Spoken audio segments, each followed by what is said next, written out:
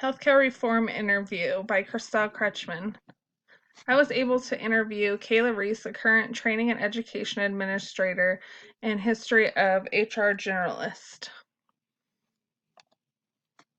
The first question I asked is, what healthcare reform issues do you feel most affect your position and why? She came to the conclusion the Affordable Care Act had the greatest influence on her current position. The benefits and employment hours, specifically, if an PRN employee works an average of 30 hours a week in a 1-year period, the organization must offer this employee full-time employee benefits. This causes more paperwork and time for the HR department employees. The next question I asked her is, do you feel employees need better trained on what rights they have? Do you think there is an employer's responsibility to provide that training? By law, the organization has to provide and display labor rights. For FMLA specifically, employees and managers could use better training. FMLA has very specific guidelines. Our organization does currently provide some training to employees at orientation.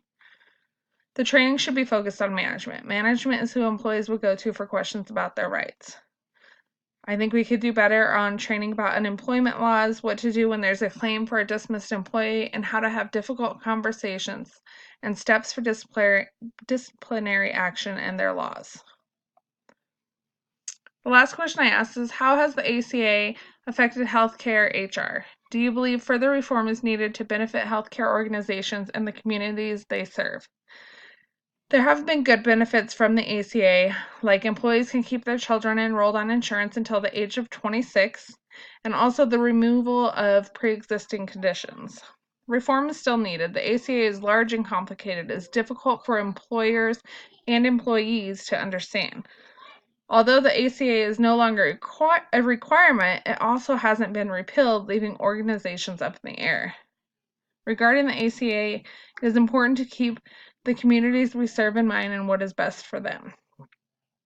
We talked extensively about how much the ACA in particular has had the greatest impact on patients and organizations alike, and how it's still having that impact today.